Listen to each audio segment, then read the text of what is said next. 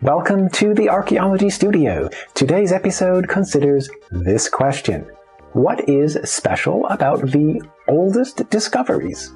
In archaeology, the age of any site or artifact is essential as part of the context that can be defined objectively.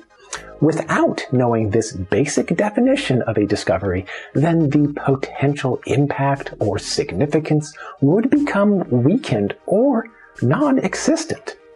If a site or artifact is the oldest of its kind, then automatically the significance can be understood. For instance, the oldest site of a region would establish the basic parameters of the region's archaeology, and all other issues could be reassessed.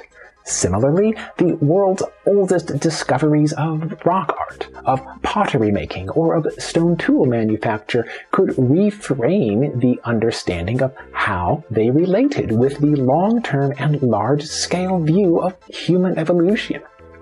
Discoveries of later time periods always can be significant within their contexts. The precise significance would depend on the details of the discovery in relation with the larger context. In most cases, the significance of a later dated site can be difficult to describe, and the results sometimes could be interpreted differently. When the context of a discovery is known to be the oldest of a geographic region or of a category of site or artifact, then the related significance can be easy to establish. The oldest dating could force a radical rethinking of the archaeology of a region or of several core research themes and issues in archaeology. One enduring research theme in archaeology has involved the search for the oldest sites in the American continents. If the oldest dating could be known, then the implications would revolutionize the modern understanding of how people came to live in this large part of the world. Most archaeologists would look at the basic geography of the Americas and identify the far northwest as the most likely entry point for ancient people moving from Siberia into North America. During the last ice age, this area would have been exposed above sea level, given the fact that sea level had been much lower during the ice age. Traveling by land or by sea, people could have seen and used the coastal zones in this area during a migration into North America. These options became less realistic later after the Ice Age as in modern conditions, and therefore the age of the oldest sites in the Americas probably would have been dated at least 10,000 years old and conceivably much older during those older Ice Age conditions. Indeed, for several decades now, sites of 10,000 years old or as much as 12,000 years old have been known in many places in the interior of North America. These sites contained distinctive shapes of stone tools, known as Clovis points. The Clovis-related sites presented a problem in American archaeology. If these sites indeed were the oldest of the region, then how did people during the Ice Age travel from the far northwest coast all the way into the continental interior? What sites have been found closer to the original migration route, and how old were those sites? Instead of searching for those older sites in the proximity of the oldest migration route, some American archaeologists proposed that the Clovis-related sites in the interior were in fact the oldest sites. In this view, the massive ice sheets and glaciers of the Ice Age created an impassable barrier along the coastlines and over most of the region, and only a narrow corridor or ice-free corridor was available for the first migrants to enter into the interior of the North American continent. Even now, many archaeologists in the Americas follow the idea of a Clovis first migration into this region, when people followed an interior ice-free corridor. The dating has been pushed back in some cases as old as 13,000 years ago. You may have noticed a problem with this proposal of a Clovis first migration into the Americas. Most simply, the argument can be rejected whenever anyone can find something older than 13,000 years old. In fact, several sites have been dated quite confidently to 14,000 years ago, and at least one site could be more than 20,000 years ago. Moreover, these older pre-Clovis sites have been found closer to the western coast of both North and South America, thereby suggesting a coastal migration route rather than an interior continental passage.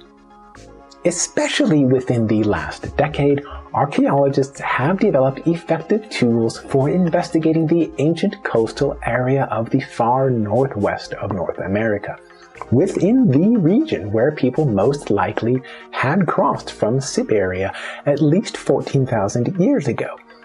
Now, with the ability to plot the ancient sea level, positions of glaciers, and other factors of the ancient environment, archaeologists can ascertain more clearly about where to look for sites of 14,000 years ago or of any other time period. Given the current knowledge in archaeology, the oldest sites of the Americas may not yet have been discovered. In my opinion, archaeologists just now are equipped with the tools and the concepts to look for the oldest sites of this region. Whenever an archaeologist reports a site that could date to 14,000 years or older in the Americas, then inevitably the findings are questioned and critiqued. Conclusive responses to these questions have been provided for more than a decade, including multiple redating efforts and microanalysis of materials, all confirming the same older ages.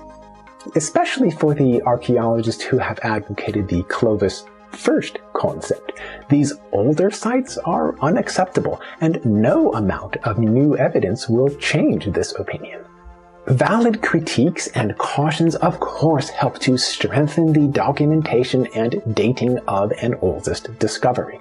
Unfortunately, many of the complaints are designed to prevent new scientific contributions that otherwise would change the basic knowledge structure of archaeology. The most convincing way to overturn a claim of an oldest discovery is to find something older. This approach works only if the older site actually exists to be found. The methodology would involve researching the longest possible timescale of a landscape, then searching for possible archaeological sites within each conceivable time period.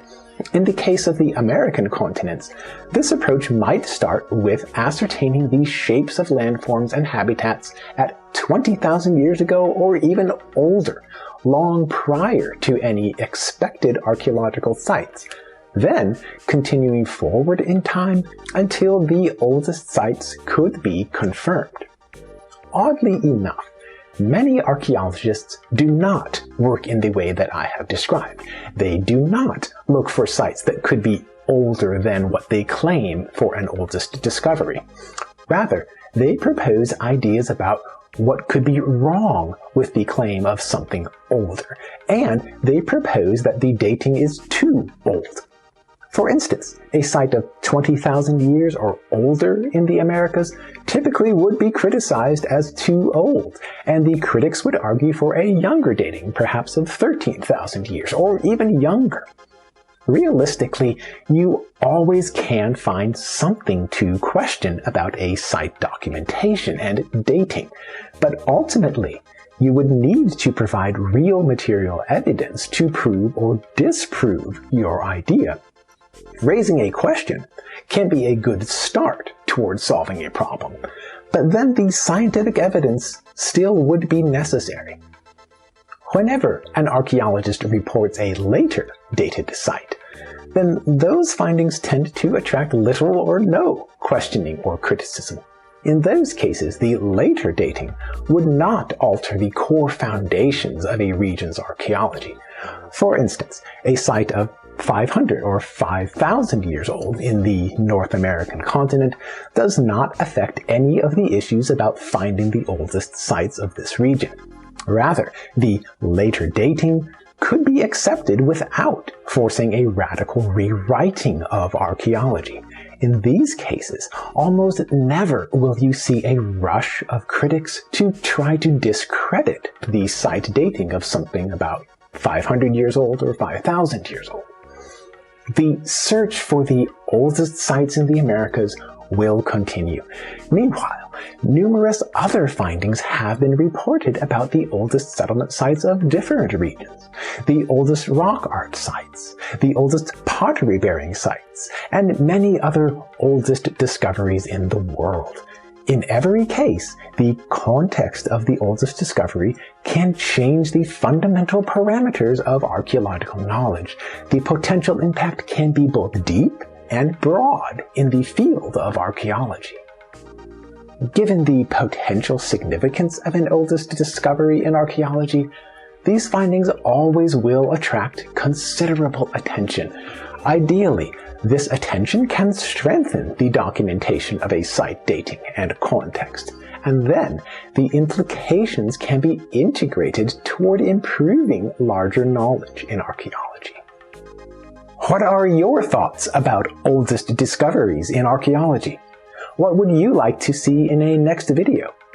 Please remember to subscribe to this channel, share with your friends, and explore more online videos with the Archaeology Studio.